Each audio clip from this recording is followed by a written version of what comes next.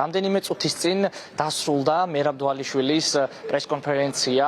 ქართველმა მანქანამ ჟურნალისტების კითხვებს უპასუხა და ძალიან ბევრი ისაუბრა ზოგადად მის ბოლო პერიოდში განვლილ მოვლენების შესახებ, თუ როგორ დაამარცხა შონ ომალი, თუ როგორ ემზადებოდა ის ამ რემატჩისთვის და საჩემპიონო ბრძოლისთვის.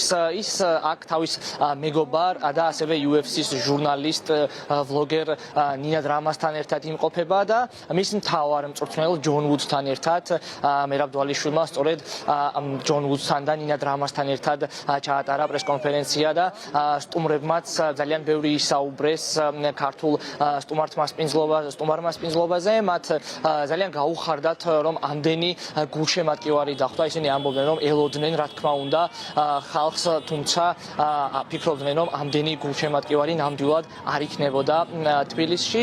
ჩვენ ახლა შეგვიძლია უშუალოდ რამდენიმე წუთის წინ დასრულებული პრესკონფერენციიდან მოვისმინოთ კომენტარები. რაც ეხება ზღვარს, მინდა რომ მაქსიმუმი დავიხარჯო და ვერ ხედავ როდის შეიძლება დავასრულო ჩემი კარიერა. მინდა დავასრულოთ გავაგზავნო, რადგან თითოეული ბრძოლა UFC-ში ხედავთ და ვიცით წარმატებაა. პირველ რიგში ჩვენი ქვეყნის სახელია და რავი, მართლაც კარგად გამომდის ეს და სანამ ეს შემიძლია, მინდა რომ დავასრულოთ ვიშრომო, ვიბრძოლო და გაჩერებას არ ვაპირებ რა. ეს რა თქმა უნდა სასიამოვნოა, რომ ხო pound to pound მეორე ვარ და მოტივაცია კიდე დამატებით რა. მაგრამ ხო ეს ჩემში არაფერს არ ცვლის. მე ისე შემდეგ ბრძოლაზე ვარ უკვე მოტივირებული, ეს რაც იყო ჩემთვის უკვე წარსულია. და ეხლა უკვე შემდეგ ბრძოლაზე ვფიქრობ და შემდეგ გამარჯვებაზე და რა ხო რა, ანუ ეგ ხალხმა შეაფასოს, მედიამ შეაფასოს. Merab told me there's going to be a lot of people. მერაბმა მითხრა, რომ ბევრი ხალხი იქნებოდა, მაგრამ ვერც კი წარმოვიდგენდი, რომ ამდენი ადამიანი მოვიდოდა. ეს სიგიჟეა. სიყვარული და მხარდაჭერა, რომელსაც საქართველოს მერაბის და მერაბი საქართველოს მიმართ გამოხატავს, მართლაც საოცარია. ეს მშვენიერია, მართლა ძალიან მშვენიერი და ბედნიერებაა, რომ ამის ნაწილი ვარ, რომ ამ ყველაფერს ვესწრები.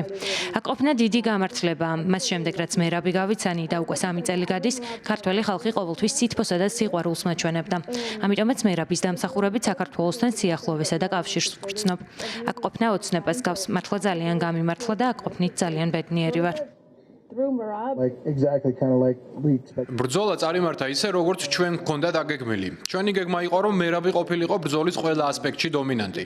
არ ვფიქრობდით იმაზე, თუ რას იზამდა შონ ომალი ბრძოლისას, არამედ იმაზე, თუ რას ვიზამდით ჩვენ. შონ ომალიმ პირველ ბრძოლაში დამარცხების შემდეგ ჯანსაღი ცხოვრება დაიწყო, რითაც მოლოდინები გაზარდა. თუმცა მერაბი სულ ასე ცხოვრობდა, ამიტომ ომალის გარდასახვა ჩვენთვის საფრთხე არ იყო. მერაბი კი პირველი ბრძოლის შემდეგ ბევრად უკეთესი და ძლიერი იყო, ამიტომაც მისგან გამარჯვების გარდა არაფერს ველოდი. შონ ომალი კარგი მებრძოლია, მაგრამ მერაბი უკეთესი. ის უფრო და უფრო ვითარდება. ყოველი ბრძოლის შემდეგ უკეთესი ხდება. ამიტომაც მჯერა მერაბის მომავალი გასაოცარი იქნება. მერაბ დვალიშვილი თავის სტუმრებთან ერთად ერთ კვირას დაჰყოფს საქართველოში. ის აპირებს, რომ სხვადასხვა რეგიონს ესტუმროს და საქართველოს ქართული კულტურა, კერძები გაასინჯოს თავის სტუმრებს. ამის შემდეგ კი ის ბაქოში გაემგზავრება, სადაც UFC-ს კიდევ ერთი ღონისძიება ტარდება ჩვენს მეზობელ ქვეყანაში, აზერბაიჯანში, ხოლო აზერბაიჯანის შემდგომ კი უკვე ის გაემგზავრება ილია თოფურიას შეჯიბრზე UFC 317-ზე. გახსენებთ, რომ ილია თოფურია ჩარლზ ოლივეირას დაუპირისპირდება და მერაბის თქმით ის დაეხმარება ილია თოფურიას ოლივეირასთან ბრძოლის წინ მოსამზადებელ კემპში.